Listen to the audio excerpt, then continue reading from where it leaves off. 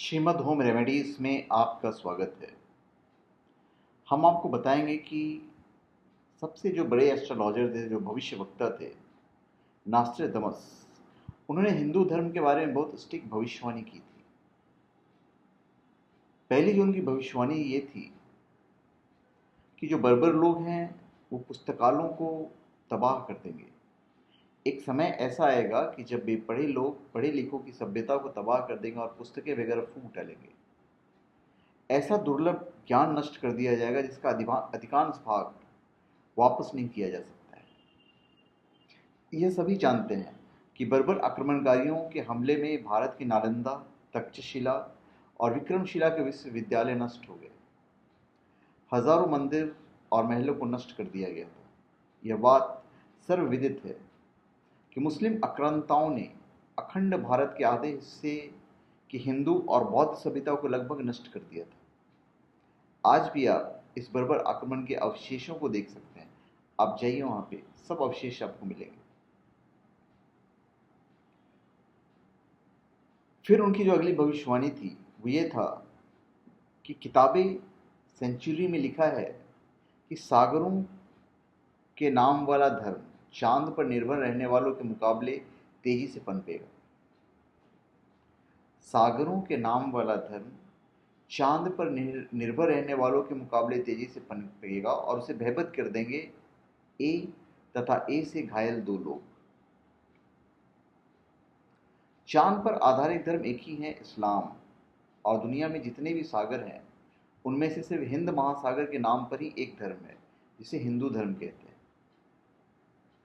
आगे के वाक्य की व्याख्या करना बड़ा कठिन है, लेकिन नास्ट्रेदमस ने अपनी और भी भविष्यवाणियों में हिंदू धर्म के उत्थान की बात कही है। लाल के खिलाफ एकजुट होंगे लोग, लेकिन साजिश और धोखे को नाकाम कर दिया जाएगा। पूरब का वह नेता अपने देश को छोड़कर आएगा, पार करता हुआ इटली के पहाड़ों को और फ्रांस को देखेगा। वह वायु, जल और बर्फ से ऊपर जाकर सभी पर अपने दंड का प्रहार करेगा। ये उनकी भविष्यवाणी थी। सेंचुरी द्वितीय की 12वीं भविष्यवाणी में नास्ट्रेदमस लिखते हैं कि बंद आंखें एक पुरातात्विक उन्माद को देखेगी। ईश्वरीय एकांत के वस्त्र उतारने की चेष्टा का और एक शासक कठोरता से दमन करेगा और भीड़ के जुनून द्वारा मंदिर पर बलपूर्वक कब्जे की सजा देगा। यह जो भविष्यवाणी है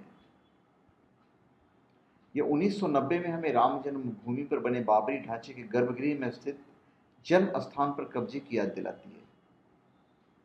इसके बाद तत्कालीन मुख्यमंत्री मुलायम सिंह यादव ने हिंदुओं को बलपूर्वक वहां से खदेड़ने के लिए आदेश दे दिए थे, जिसके चलते सैकड़ों हिंदुओं को कत्लेआम किया गया था।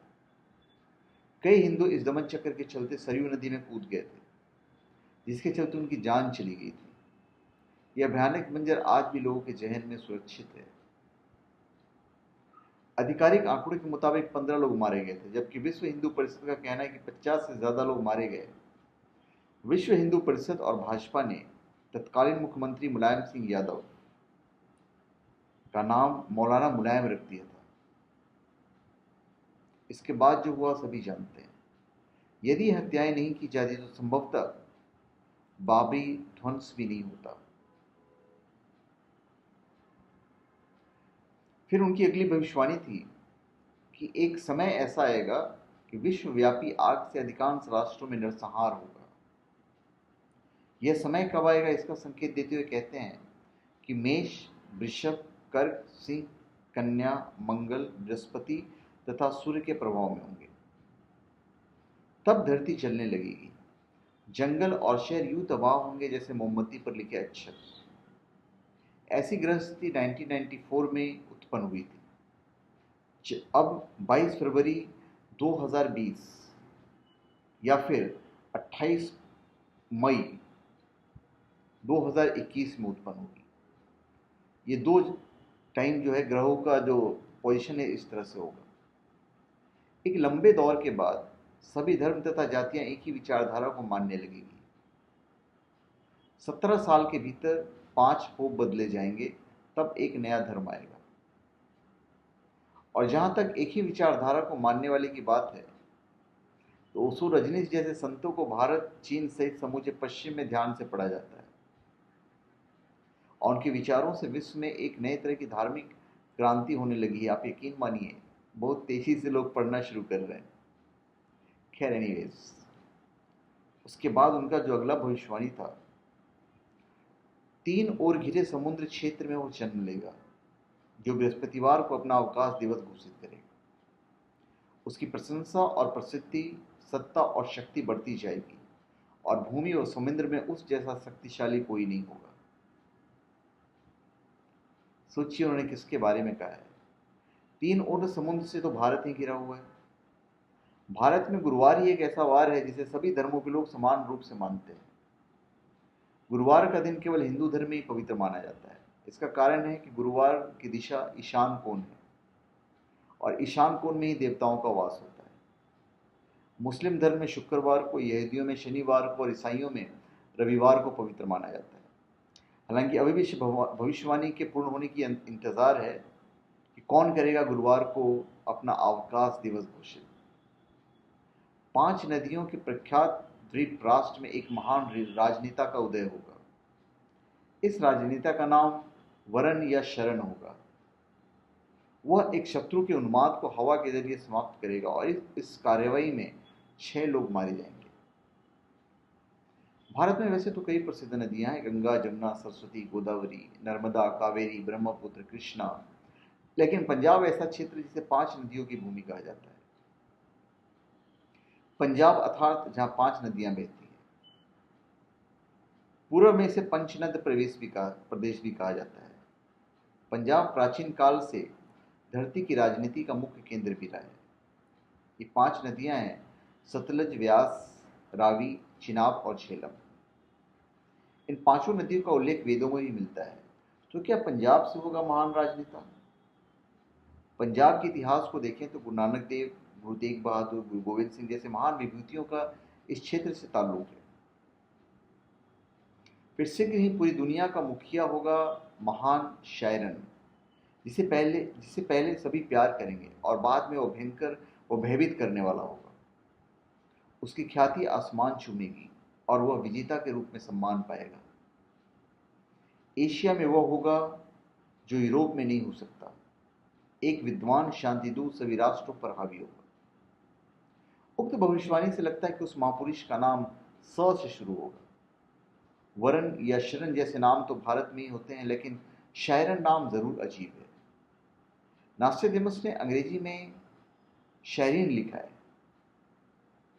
इस दौरान एलस नाम से एक और व्यक्ति होगा जिसकी बर्बरता के बारे में लिखा गया है कि उसका हाथ अंततः खूनी एलियस तक पहुंच जाएगा। समुद्री रास्ते से भागने में भी नाकामयाब रहेगा। 2 नदियों के बीच सेना उसे घेर लेगी। उसके किए की सजा क्रुद्ध काला उसे देगा। पैगंबर के कुल नाम के अंतिम अक्षर से पहले के नाम वाले सोमवार को अपना अवकाश दिवस घोषित करेगा। अपनी सनक में वह अनुचित कार्य भी करेगा, जनता को करों से आजाद कराएगा। पैगंबर तो एक ही है, मोहम्मद। उनके कुल का नाम हाशमी था। हाशमी के अंतिम अक्षर के पहले श, यानी जिस नेता के प्रादुर्भाव की बात कही जा रही है उसका नाम श से शुरू होना चाहिए। यदि हम कुल का नाम न माने तो मोहम्मद के अंतिम अक्षर के नाम के पहले म आता है।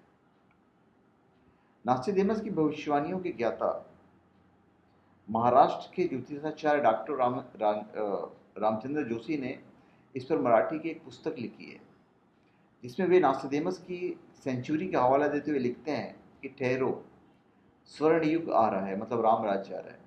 एक अधेड़ उम्र का औदार, अजोड़, अधा महासत्ता अधिकारी भारत ही नहीं, सारी पृथ्वी पर स्वर्ण युग लाएगा और अपने सनातन धर्म का पुनरुत्थान करके यथार्थ भक्ति मार्ग बताकर सर्वश्रेष्ठ हिंदू राष्ट्र बनाएगा। तत्पश्चात ब्रह्मदेश, पाकिस्तान, बांग्लादेश, श्रीलंका, नेपाल, तिब्बत, अफगानिस्तान, मलाया आदि देशों में वही सार्वभौम धार्मिक नेता होगा। सत्ताधारी चांडाल चौकड़ियों पर उसकी सत्ता होगी। वह नेता शायरन दुनिया की आशा मालूम होता है। तो चलिए देखते हैं कि होता क्या है। तो धन्यवाद। आप हमारे चैनल पे सब्सक्राइब करें और अपने कमेंट दीजिए और देखते हैं कि नास्ट्रेडेमस की भविष्यवाणी कहाँ तक सही होती है। धन्यवाद।